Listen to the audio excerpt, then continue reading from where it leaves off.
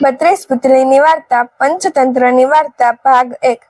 5મે દિવસે રાજા ભોજ સિંહાસન ઉપર બેસવા ગયા ત્યારે પુત્રી હંસાએ તેમને અટકાવ્યા અને બોલી, સબુર રાજા, આ સિંહાસન ઉપર રાજા વિક્રમ જેવા પરોપકારી અને પરાક્રમી હોય તે જ બેસી શકે છે। આથી ભોજ રાજાએ વિક્રમ રાજા વિશે વધુ વાતો જાણવાની જિજ્ઞાસા બતાવી, જેથી હંસા પુત્રીએ રાજા વિક્રમની નવી વાર્તા કહેવાની શરૂઆત કરી।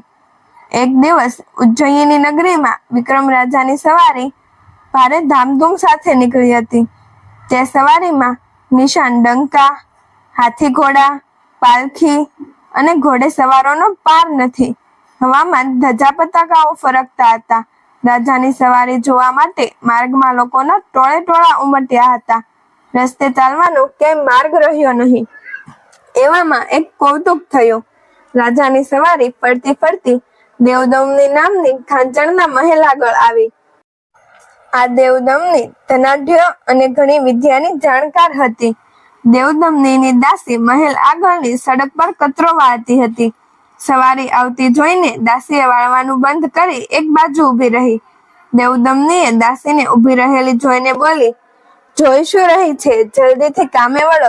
દાસી બોલી, બહેનબા, માર્ગ પર રાજાની સવારી પસાર થઈ રહી છે, માટે કચરો ઉડાડવો તે સારું ન કહેવાય।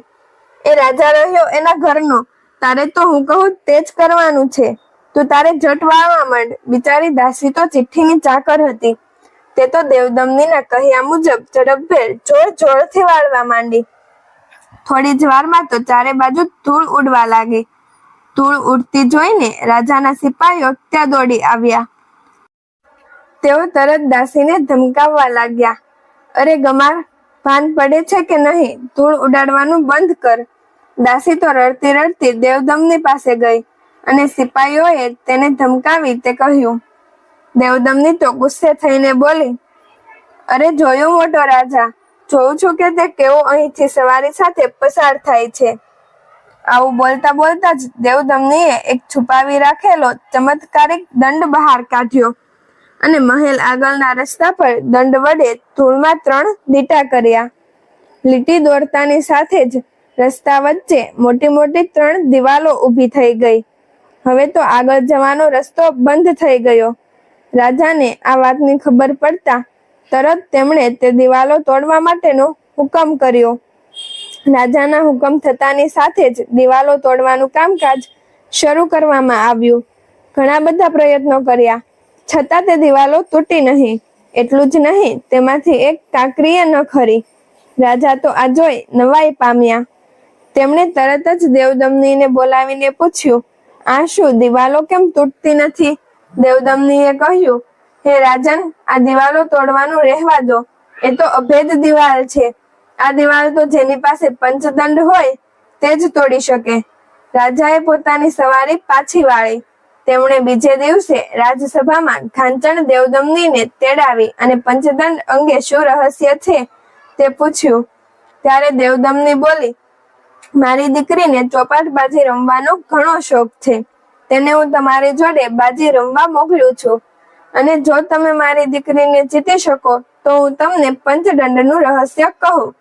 રાજાએ વિચાર કરીને કબૂલ કર્યો અને તેની દીકરી નિર્મળદમનીને તેડાવી। થોડી વારમાં નિર્મળદમની પાલખીમાં બેસીને 16 શણગાર સજીને પાલખીમાં આવી પહોંચી। તેની કંચન જેવી કાયા, મૃગલા જેવા નેણ, વાળ વાળે મોતી પરોવેલા હતા, જાણે કે સ્વર્ગની અપ્સરા જોઈ લો। રાજા તો તેને જોઈ આભો જ બની ગયો। તેણે નિર્મળદમનીને આવકારી માનપૂર્વક બેસાડીને કહ્યું, હે નિર્મળદમની, તમે કઈ રમત જાણો છો? હું તો બધી જ રમતો જાણું છું। ગમે તે રમત માંડો, મને કોઈ વાંધો નથી। આપણે 4 દિવસની રમત માંડીએ। તેમાં મારી એક શરત છે કે હું હારું તો તમારી દાસી થઈને રહું અને તમે હારો તો તમારે મને રાજપાટ સોંપી મારા દાસ બનીને રહેવાનું। કબૂલ, રાજાએ કહ્યું। 3 પાસાની રમત માંડી। આ વાત વાયુ વેગે આખા નગરમાં ફેલાઈ ગઈ। રમતમાં હાર જીત કોની થાય છે તે જોવા માટે લોકોના ટોળે ટોળા રાજસભામાં ઉમટવા લાગ્યા। રમત રમવી શરૂ થઈ। 1 દિવસ, 2 દિવસ, 3 દિવસ રમત ચાલી, પણ 3 દિવસમાં નિર્મળદમની જીતી અને રાજા હાર્યા। રાજા તો પોતાની હારથી ખૂબ જ ઝંખવાણા પડી ગયા. લોકો પણ ચિંતામાં પડી ગયા. હવે રમતને ફક્ત એક જ દિવસ બાકી હતો. રાજાને ખૂબ જ ચિંતા થવા લાગી. તેની ઊંઘ પણ હરામ થઈ ગઈ. તે પોતાના વિશે જાણવા માટે નગર ચર્ચાએ નીકળી પડ્યા. નગરમાં બધી જ લોકો રાજાની નિંદા કરી રહ્યા હતા કે આટલા મોટા રાજા થઈને એક ઘાંચણની દીકરીને જીતી શક્યા નહીં. જો રાજા ચોથે દિવસે પણ હારશે તો શું થશે? વિક્રમ રાજા બધાની વાતો સાંભળી વધુ ને વધુ ચિંતિત થઈ ગયા. તેઓ અંતે હરસિદ્ધ માતાને મંદિરે ગયા અને માતાજીને વિનવણી કરવા લાગ્યા. હે માતાજી, હું તમારે શરણે આવ્યો છું. મારી લાજ રાખો. થોડી વારમાં તો માતાજી સાક્ષાત પ્રગટ થયા અને બોલ્યા, હે રાજન, તું જે ઘાંચણની દીકરી સાથે રમત રમવા બેઠો છે તે યુવતી કોઈ સાધારણ સ્ત્રી નથી, પરંતુ ઇન્દ્ર રાજાના દરબારની શાપિત અપ્સરા છે. એની લીલા તારે જોવી હોય તો તું વેતાળ સાથે ઇન્દ્ર સભામાં જા. તે ત્યાં નૃત્ય કરતી દેખાશે અને તને ત્યાં જ જીતવાનો ઉપાય જડી જશે. વિક્રમ રાજાએ તો તરત વેતાળનું સ્મરણ કર્યું એટલે વેતાળ હાજર થઈ ગયો. રાજા વેતાળ સાથે ઇન્દ્રલોકમાં પહોંચી ગયા. ઇન્દ્રના દરબારમાં નિર્મળ દમની નૃત્ય કરી રહી હતી. રાજા સભાની પાછળ અદ્રશ્ય સ્વરૂપે રહ્યા. નૃત્ય પૂરું થતા ઇન્દ્ર રાજાએ ખુશ થઈને નિર્મળ દમનીને એક હાર ભેટ આપ્યો. નિર્મળ દમનીએ હાર લઈને બાજુએ મૂક્યો કે તરત જ વેતાળે અદ્રશ્ય રીતે એ હાર ઉપાડી લીધો. બીજા નૃત્ય વખતે પાનનું બીડું આપ્યું, તે પણ વેતાળે લઈ લીધું. ત્રીજી વખત નિર્મળ દમનીના પગમાંથી ઝાંઝર નીકળી જતા વીર વેતાળે તે ઉપાડી લઈ બંને જણા ત્રણેય વસ્તુ લઈને પૃથ્વી પર પાછા આવી ગયા. નૃત્ય કરતા થાકેલી દમની સ્વર્ગલોકમાંથી મૃત્યુલોકમાં આવી. ઘેર આવીને સૂઈ ગઈ. સવાર થતા નિર્મળ દમની સભામાં આવી. થોડી વારમાં તો પાસાની રમત શરૂ થઈ ગઈ. રમત રમતા રમતા રાજાએ દમનીને કહ્યું, કાલે મને મોડી રાતે ઊંઘમાં એક સ્વપ્ન આવ્યું હતું કે તું સ્વર્ગલોકમાં ઇન્દ્ર સભામાં નૃત્ય કરી રહી હતી. તારા નૃત્ય પર ખુશ થઈ ઇન્દ્ર રાજાએ તને એક હાર ભેટ આપ્યો હતો. બોલ, ખરી વાત ને? નિર્મળ દમની આ સાંભળી હેબતાઈ ગઈ. છતાં ઠાવકું મોં રાખી બોલી, સ્વપ્ન તે કાંઈ સાચા હોતા હશે? આ વાત સાવ ખોટી છે. રાજાએ તરત જ પોતાની પાસેનો હાર કાઢી દમની સામે ધર્યો ને દમની હેબતાઈ ગઈ. તેને લાગ્યું કે શું રાજા મારી વાત જાણી ગયા છે? તેનું ધ્યાન રમતમાં રહ્યું નહીં અને પાછા અવળા પડવા લાગ્યા. પહેલા દાવમાં રાજા જીતી ગયા અને બીજો દાવ શરૂ થતા રાજાએ સ્વપ્નાની વાત આગળ ચલાવી અને તેની નિશાની રૂપે પાનનું બીડું બતાવ્યું. પાન જોઈ નિર્મળ દમનીના શરીરે પરસેવો થઈ ગયો. બીજા દાવમાં પણ તેના પાસા અવળા પડવા લાગ્યા. ફરી રાજા તે દાવ જીતી ગયા. ત્રીજા દાવ વખતે રાજાએ કહ્યું, તે સભામાં નૃત્ય કરતી હતી તે વખતે તારા પગમાંથી ઝાંઝર નીકળી ગયું હતું. દમની બોલી, ઝાંઝર તો મારે ઘેર પડ્યા છે. રાજાએ તરત જ ઝાંઝર કાઢીને બતાવ્યું. ઝાંઝરને જોતા જ નિર્મળ દમનીના શરીરે કંપારી છૂટવા લાગી. તેના હાથ ધ્રુજવા લાગ્યા. ત્રીજા દાવમાં પણ તેના પાસા અવળા પડતા નિર્મળ દમની હારી ગઈ. તેણે વિક્રમ રાજા સાથે શરત મુજબ ગાંધર્વ લગ્ન કર્યા અને તેમનું દાસીપણું સ્વીકાર્યું. થોડી વારમાં આ સમાચાર આખા નગરમાં પ્રસરી ગયા. જે આગલી રાતે રાજાની નિંદા કરતા હતા તે બધા રાજાની વાહ કરવા લાગ્યા. પછી વિક્રમ રાજા દેવદમની પાસે ગયા અને બોલ્યા, તારી દીકરીની હાર થઈ છે. હવે તારે શરત મુજબ મને પંચદંડની વાર્તા કહેવી પડશે. દેવદમની બોલી, અહીંથી ઘણે દૂર કોંકણ દેશમાં સોપારાગઢ નામે એક ગામ છે. ત્યાં શિવશર્મા નામે એક બ્રાહ્મણ રહે છે. તેની પત્નીનું નામ ઉમાદે છે. ત્યાં તેઓ એક આશ્રમ બાંધી તેમાં રહે છે. આશ્રમમાં એક પાઠશાળા છે. તેમાં બ્રાહ્મણ ઘણા વિદ્યાર્થીઓને વિદ્યા અભ્યાસ કરાવે છે. બ્રાહ્મણની પત્ની ઉમાદે બહુ ચતુર છે. ત્યાં જઈ જાગતા રહેશો તો જીવશો અને જો ઊંઘ્યા તો મરેલા સમજજો. વિક્રમ રાજા પોતાનું રાજપાટ પ્રધાનને સોંપી વીર વેતાળને સાથે લઈને સોપારાગઢ ગયા. તેમણે લઘુ લાગવી વિદ્યાના બળે બટુકનું સ્વરૂપ લીધું અને શિવશર્માની પાઠશાળામાં વિદ્યાભ્યાસ કરવાને બહાને રોકાઈ ગયા. આ પાઠશાળામાં 62 વિદ્યાર્થીઓ હતા. તેમાં એક બટુકનો ઉમેરો થતા કુલ 63 વિદ્યાર્થીઓ થયા. દિવસે બધા વિદ્યાર્થીઓને બ્રાહ્મણ ભણાવે. ભણીને બધા વિદ્યાર્થીઓ આશ્રમનું કામકાજ કરતા. રાત પડતા જ બધા વિદ્યાર્થીઓ ઊંઘી જાય પણ બટુક સ્વરૂપે રહેલા વિક્રમ રાજા જાગતા જ રહેતા ને ઉમાદેના કાર્યો પર ધ્યાન રાખતા. થોડા દિવસ બધું વ્યવસ્થિત ચાલ્યું. એક દિવસ મધરાત થતા ઉમાદે શણગાર સજીને હાથમાં એક દંડ લઈને આશ્રમમાંથી બહાર નીકળ્યા. વિક્રમ રાજાએ તરત તેમનો પીછો કર્યો. આશ્રમની થોડે દૂર આવેલા એક વિશાળકાય આંબલીના ઝાડ પર ઉમાદે ચડવા લાગ્યા. વિક્રમ રાજા પણ છાનામાના તે ઝાડના થડની એક બખોલમાં ભરાઈ ગયા. પછી ઉમાદેએ ઝાડ પર ચડી હાથમાંના દંડ વડે 3 વખત પ્રહાર કર્યા અને ઉડ ઉડ કહેતાની સાથે જ આંબલીનું ઝાડ અદ્રશ્ય રૂપે આકાશમાં ઊંચે ઉડવા લાગ્યું. થડની બખોલમાં છુપાઈ રહેલા વિક્રમ રાજા તો આ જોઈ નવાઈ પામ્યા. થોડી વારમાં તો આ ઝાડ ઉડતું ઉડતું મસાણમાં આવીને ઉતર્યું કે તરત જ ભૂત, પિચાશ અને મસાણની 64 ચોગણીઓ તેની આસપાસ વીંટળાઈ ગઈ અને ગોળ કુંડાળું વળીને પ્રદક્ષિણા કરવા લાગી. ઉમાદેએ ઝાડ પરથી નીચે ઉતરી ચોગણીઓને નમન કર્યા અને બોલી, હે માતાઓ, અત્યાર સુધી અમારે ત્યાં 62 વિદ્યાર્થીઓ હતા. હવે 63મો આવી ગયો છે અને 64મો મારો પતિ. હું 64 ચોગણીઓને એક 32 લક્ષણા પુરુષનો ભોગ આપીશ. પછી તો મને તમારી સાથે રહેવાનો અધિકાર પ્રાપ્ત થશે, ખરું ને? આ સાંભળી જોગણીઓ ખુશ થઈ અને કહ્યું, ઉમાદે, આવતી 14 તું અમારું નૈવેદ્ય કરજે. તેમાં ખીર, વડ અને બાકડા લાવજે. પછી 64 જણને જમવા બેસાડી દરેકના કપાળમાં સિંદૂર તિલક કરજે. દરેકના ગળામાં કરેણના ફૂલની માળા પહેરાવજે અને દરેકના ભાણામાં ખંડ પૂરજે. પછી હાથમાંનો દંડ જમીન પર મૂકીને પ્રદક્ષિણા કરી ઉદો ઉદો એમ બોલીને પાણીની અંજલિ છાંટીને કહેજે, હે ભવાની માં, લેજો તમારો ભોગ. આવું બોલતાની સાથે જ અમે 64 જોગણીઓ 64 જણનો ભોગ વહેંચી લઈશું.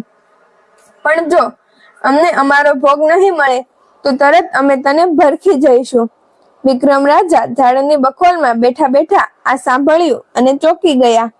તેમણે ગમે તે રીતે 64 જણને બચાવવાનો નિર્ણય કર્યો. ઉમાદે પાછી ઝાડ પર ચઢી અને ઉડન દંડ વડે થડને 3 ટકોરા મારી ઉડ ઉડ બોલી કે તરત જ ઝાડ અદ્રશ્ય રીતે ઉડીને પાછું તેની મૂળ જગ્યાએ આવી ગયું. ઉમાદે ઘેર ગઈ. વિક્રમ રાજા પણ બખોલમાંથી નીકળી પોતાની પથારીમાં આવીને સૂઈ ગયા. બીજે દિવસે ઉમાદે આશ્રમના કામે વળગી ત્યારે લાગ જોઈને વિક્રમ રાજાએ પોતાના ગુરુ અને વિદ્યાર્થીઓને સ્મશાન વાળી હકીકત કહી જણાવી. અંતમાં બધાને સૂચના આપી, 14ને દિવસે ઉમાદે ચંડી પૂજન કરશે. આપણા બધાને નવડાવી કપાળે તિલક કરી કરેણની માળા પહેરાવશે. પછી જમવા બેસાડી ભાણામાં ખંડ પૂરી હાથમાંનો દંડ ભોય પર મૂકી દંડની પ્રદક્ષિણા કરવા માંડશે. ત્યારે હું ઝડપથી પેલો દંડ ઉઠાવીને દોડવા માંડીશ. ત્યારે તમે પણ બધાએ મારી પાછળ દોડજો તો આપણે બધા જોગણીઓનો ભોગ બનતા અટકી જઈશું. 14નો દિવસ આવ્યો. ઉમાદેએ તે દિવસે ચંડી પૂજન કરાવ્યું. તે દિવસે ઉમાદેએ પોતાના પતિ અને 63 વિદ્યાર્થીઓ સહિત બધાને જમવા બેસાડ્યા. બધાને કપાળમાં તિલક કરી ગળામાં કરેણના ફૂલની માળા પહેરાવી દરેકના ભાણામાં ખંડ પૂરી હાથમાંનો દંડ જમીન પર મૂકી પ્રદક્ષિણા કરી હાથ જોડીને બોલી, હે ભવાની માં, લેજો તમારો ભોગ. આટલું બોલે ત્યાં તો વિક્રમ રાજાએ તરત છલાંગ મારી દંડ ઉપાડીને ભાગવા લાગ્યા. તેમની પાછળ પાછળ ગુરુ અને વિદ્યાર્થીઓ પણ જીવ લઈને નાઠા. કોઈએ પાછું વળીને જોયું નહીં. ઉમાદે મૂંઝાઈ ગઈ. થોડી વારમાં તો 64 ચોગણીઓ આવી પહોંચી અને પોતાના પક્ષ માંગવા લાગી. ઉમાદેએ કઈ જવાબ આપ્યો નહીં એટલે 64 ચોગણીઓએ ઉમાદેના દેહના 64 કટકા કરી ખાઈ ગઈ. બીજી બાજુ વિક્રમ રાજા, ગુરુ અને અન્ય વિદ્યાર્થીઓ દોડતા દોડતા દૂર નીકળી ગયા. ખૂબ જ દોડવાથી તેમને ખૂબ ભૂખ અને તરસ લાગી હતી. વિક્રમ રાજા થોડી વાર થાક ખાઈને બધાને માટે ખાવાનું લેવા પાસેના નગરમાં ગયા. આ નગર તેને વિચિત્ર લાગ્યું. નગરમાં અસંખ્ય દુકાનો હતી પણ બધી જ વેપારી વગરની ઉઘાડી. 7 માળની હવેલીઓ પણ તેમાં કોઈ માણસ જ નહીં. નગરમાં ક્યાંય કોઈ માનવી, પશુ કે પંખી જોવા મળે નહીં. રાજાના તો અચંબાનો પાર રહ્યો નહીં. તે છેવટે રાજમહેલમાં ગયા. તે આખો રાજમહેલ ફરી વળ્યા પણ તેમાં પણ કોઈ માણસ નહીં. રાજમહેલ પણ ખાલીખમ. ફક્ત રાજમહેલના શયનખંડમાં એક બિલાડી સોનાના પલંગમાં કિનખાબની પથારી પર બેઠી હતી. વિક્રમ રાજાને આશ્ચર્ય થયું. તેઓએ બિલાડીની નજીક જઈને પૂછ્યું, તમે કોણ છો? આ ગામમાં એક પણ માણસ કેમ દેખાતો નથી? તમે અહીં એકલા કેમ બેઠા છો? જવાબમાં બિલાડીએ એક કાજળની દાબડી લાવી રાજાને સંકેત કરી જણાવ્યું, મારી આંખમાં આંજો. રાજાએ કાજળ આંજ્યું એટલે તરત જ બિલાડી 16 વર્ષની રૂપાળી રાજકુંવરી બની ગઈ. કુંવરી બોલી, હે રાજન, તમે કોણ છો? વિક્રમ રાજાએ કુંવરીને પોતાની ઓળખાણ આપી અને પોતે બિલાડી કેવી રીતે બની ગઈ એ કુંવરી બોલી, આ નગરમાં એક રાક્ષસ રહે છે. તેણે આ નગરને ઉજ્જડ કરી નાખ્યું છે. તેના ત્રાસથી આ નગરના બધા માણસો અહીંથી નાસી ગયા છે. એકલી હું જ તેના સકંજામાં સપડાઈ ગઈ છું. હું અહીંના રાજાની રાજકુંવરી છું. રાક્ષસે મને કેદ કરીને રાખી છે. તેણે કદી મારી પર કુદ્રષ્ટિ નથી કરી. તે તો મને પુત્રી ગણીને રાખે છે. જ્યારે તે બહાર જાય છે ત્યારે કાજળ આંજીને મને બિલાડી બનાવી દે છે. જ્યારે પાછો આવે ત્યારે ફરી કાજળ આંજીને મને રાજકુંવરી બનાવી દે છે. તે મારા સિવાય કોઈને જીવવા દેતો નથી. તમે અહીંથી નાસી જાઓ. તેનો આવવાનો હવે સમય થઈ ગયો છે. રાજાએ કહ્યું, હું ગમે તેવા રાક્ષસથી ડરતો નથી. તને એકલી મૂકીને હું અહીંથી નહીં જઈ શકું. રાજકુંવરી બોલી, હે રાજન, આ રાક્ષસ બહુ ખતરનાક છે. વળી તેની પાસે એક અજીત નામનો ચમત્કારિક દંડ છે. આને લીધે તેની સામે ગમે તેવો બળિયો ટકી શકતો નથી. તે દરરોજ અજીત દંડની પૂજા કરે છે. તેણે એકવાર મને કહેલું કે જે કોઈ એ દંડ રાક્ષસના માથા ઉપર ફટકારે તો જ તે મરે. પરંતુ તે એક પણ દંડને હેઠો મૂકતો નથી. ફક્ત પૂજન કરતી વેળા જ દંડ નીચે મૂકે છે. તે હવે આવતો જ હશે. તમે અહીંથી ચાલ્યા જાઓ, નહીંતર તમારું મોત નક્કી છે. વિક્રમ રાજાએ તેને ધીરજ આપી અને કહ્યું, તું મારી ચિંતા ના કર. મને રાક્ષસની જરા પણ બીક નથી. મને તું મહેલમાં સંતાવાની જગ્યા બતાવ. કુંવરીએ વિક્રમ રાજાને સંતાવાની જગ્યા બતાવી. રાજાએ કુંવરીને અંજન આંજી ફરી બિલાડી બનાવી દીધી ને પોતે પૂજાના ઓરડામાં સંતાઈ ગયા. થોડી વારમાં રાક્ષસ હાથમાંનો દંડ ઉગામતો મહેલમાં આવી પહોંચ્યો. તેણે અંજનથી બિલાડીને રાજકુંવરી બનાવી. પછી નાહી ધોઈને દંડની પૂજા કરવા બેઠો. પૂજા વેળાએ રાક્ષસે દંડને નીચે મૂકી તેની પ્રદક્ષિણા કરવા માંડી કે તરત જ રાજા બહાર આવી ગયા અને દંડ ઉપાડી રાક્ષસના માથા ઉપર ઝીકી દીધો. દંડનો ઘા થતાં જ રાક્ષસ તરફડતો મરી ગયો. આ વાર્તાનો ભાગ બીજો જોવા માંગો છો તો ચેનલને સબસ્ક્રાઇબ કરો, જેથી આ વાર્તાનો બીજો ભાગ તમારી પાસે પહોંચી શકે. હરે કૃષ્ણ મિત્રો, જય માતાજી. પ્લીઝ અમારી ચેનલને સબસ્ક્રાઇબ કરવાનું ભૂલશો નહીં. અમારો આ વિડીયો જોવા બદલ તમારો ખૂબ ખૂબ આભાર.